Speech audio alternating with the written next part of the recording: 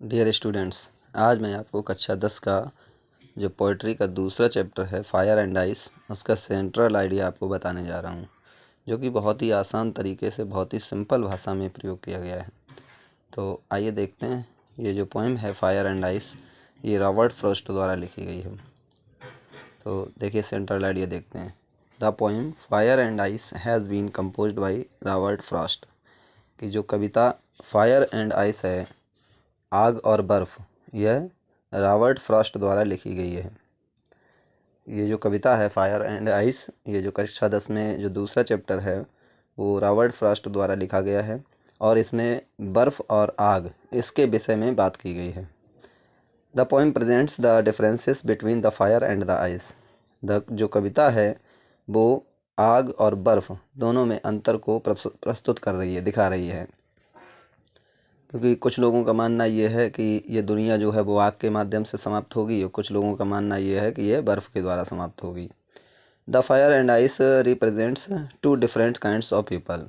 और जो फायर और यानी जो आग है और जो बर्फ़ है वो दो प्रकार के लोगों की विचारधाराओं को दिखाती है, या दो प्रकार के अंतरों को दिखाती है, या दो प्रकार के लोगों के जो विचार हैं उनको बताती है। अकॉर्डिंग टू द पोइट, कवि के अनुसार, the world can perish by fire as well as ice. लेकिन जो कवि कहता है या कवि के अनुसार जो संसार है उसकी समाप्ति या वो किस प्रकार से नष्ट होगा, वो ये कहता है या तो आग से समाप्त होगा या साथ ही साथ उसके बर्फ से, यानी या तो आग से समाप्त होगा या फिर बर्फ से। So it can perish two times. और इसलिए ये जो दुनिया है दो बार में समाप्त होगी, यानी या तो आग के माध्यम से अथवा किससे, बर्फ से। One by fire and then by ice. एक बार ये बर्फ से समाप्त होगी और दूसरी बार आग से, है ना। तो ऐसे ही कवि ने ये कहा है कि ये दुनिया जो है दो बार में समाप्त होगी, एक बार आग से और एक बार बर्फ से।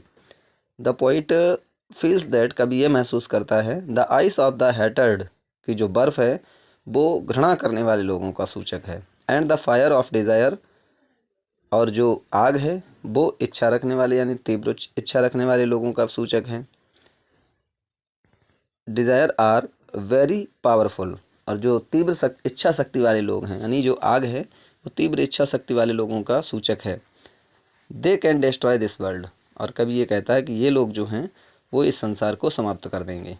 यानी एक तो वे व्यक्ति जो एक दूसरे से घृणा करते हैं वे व्यक्ति, तथा दूसरे वे व्यक्ति जो अतिरिक्त इच्छा पावर रखते हैं यानी इच्छा रखते हैं, तो ये व्यक्ति जो हैं संसार को समाप्त कर देंगे। यानी कुल मिला के ये कहा जाए कि कवि ये कहना चाहता है कि ये जो दुनिया है ये हमारी दो प्रकार से समाप्त होगी, या तो उन लोगों के माध्यम से जो एक दूसरे से घृणा करते हैं, अथवा उन लोगों के माध्यम से जो एक दूसरे से अधिक शक्तिशाली दिखाने की होड़ में लगे हुए हैं।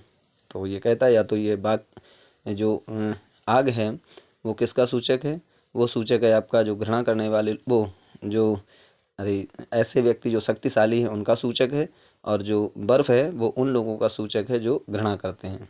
तो कैसा लगा आपको ये सेंट्रल आइडिया, ज़रूर ही बताइए। धन्यवाद।